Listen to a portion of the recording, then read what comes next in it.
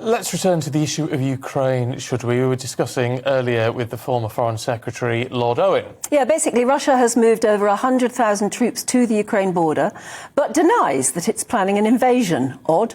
Doesn't seem that Foreign Secretary Liz Truss believes it, though, insisting that Russia must de-escalate, end its campaigns of aggression and disinformation, and pursue a path of diplomacy. Well, let's talk to the former head of the British Army, General Lord Dannatt. Good morning to you. I mean, strategically, where do you think we are at the moment in terms of what sort of role, if any, the British Army is going to play in this? Well, as far as the British Army is concerned, we are playing our part as a member of NATO. There are a small number of British troops in Ukraine, but they're there largely to explain and train the weaponry that we have given to the Ukrainians. Other British troops are part of the NATO forward deployments in Estonia and Poland. But I think the big point to bear in mind is really just what Putin's objective is and what Putin's attitude is. We have to remember that scrape him to the core and you find an unreconstructed KGB colonel whose beloved Warsaw Pact and Soviet Union was destroyed by the cohesion of the West in 1989 when the Berlin Wall came down. And what he would like to achieve more than anything else is to sow discord and doubt amongst the minds of NATO members and break up that cohesion of NATO. That's what he would like really his epitaph to be, the man who destroyed NATO. So the way he's going about it is by, as we're seeing at the present moment, massing a large number of troops on the Russian-Ukrainian border and threatening to invade. Now, I personally don't believe that he will invade in a classic sort of military incursion type way, but he is there to threaten and to cause dissent amongst NATO because he would like to see a breaking of the ranks within NATO. That's his objective, and that's what our diplomats have got to keep in mind. And it's a pretty awful prospect for the people, ordinary people living in the Ukraine, isn't it? Because by the look of it, it's just going to be continued tension and standoffs.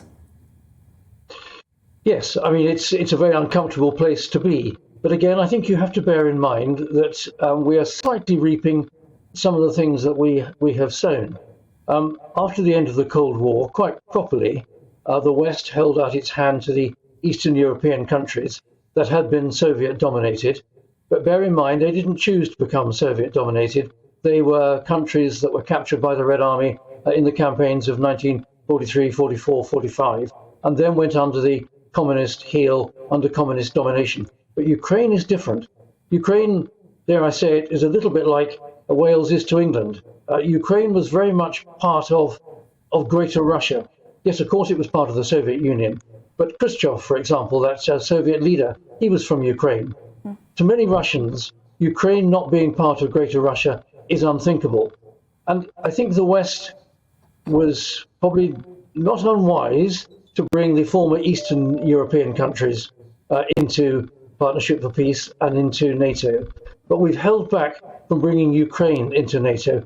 And I think that is wise, because I think that's a provocation greater than the Kremlin would be prepared to put up with. What did you make of what President Biden has said in his latest comments? I mean, what one reporter said, well, are you suggesting a small invasion could take place and nothing would happen? But, I mean, President Biden seems to be implying that he's watching his words very carefully because he doesn't want to split any support within NATO. Well, as far as that's concerned, he is right to do all that he can to prevent splits within NATO, going back to the point that I was making a moment or two ago. But of course, part of the problem of why we are where we are is the weak leadership that the West has had really for quite some time now, starting back with President Obama, going through the uncertainties of President Trump, and now the very weak leadership we're seeing from President Biden. The West needs strong leadership. The United States is the world's only superpower still, and it's the United States that really does need to give leadership to the West. So the uncertain sounds that we have heard over the last 10 years from Washington haven't helped the West's cause. And of course, give great comfort to Putin, who's now been the Russian leader for getting on for 20 years. He's grown in confidence. He's grown in the strength of his own leadership at the time when the West is lacking in leadership. And this is actually a serious issue. And I think it's right that the UK government is making, I think, fairly strong noises to say that the West must stand up for itself and face Mr. Putin down. But for the people watching at the moment who are maybe the families of serving British soldiers, do they have anything to fear? Might we put boots on the ground, or do you think that is absolutely not going to happen?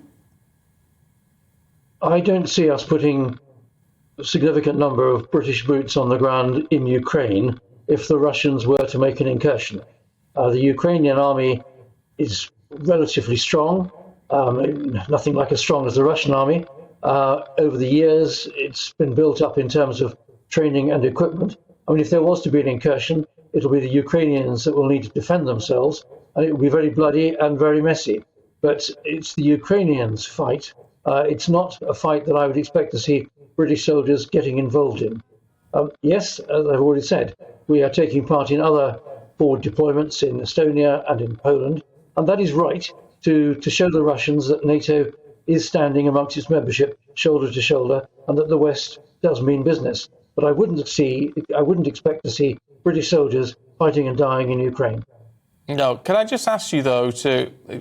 I know for a fact there are army bases tuned into GBNews this morning, and I'm an army spouse, and you're an army mum. And, yeah. you know, what would you say to the families, but more importantly to the troops who are watching right now, have been told they may be put on 48-hour standby or whatever it is at the moment? What would you say to them as they brace themselves for what may come in the next couple of weeks? I would say that they will continue to do their duty in the way that they've been trained to. I would urge them, of course, to trust their own leadership within the military, and it's up to the chiefs of staff to continue discussions with our own political leaders to make sure that the UK does the right thing and that decisions that we take are appropriate, such as sending weaponry and trainers to Ukraine, but resisting the possibility of British troops, British combat units going forward into Ukraine and taking part in countering a Russian incursion. That is the Ukrainians' responsibility, up to us to support them. But bear in mind the original point that I was making, that Putin's desire is not so much to invade and capture the whole of Ukraine, which would be a very considerable undertaking, even for the Russians, but actually it's to cause dissent and disharmony within NATO and see the cohesion of NATO breaking up. That's what he would like to achieve more than anything else. General Lord Dannatt, so it's a privilege to talk to you. Thanks very much indeed. Yes, thank you.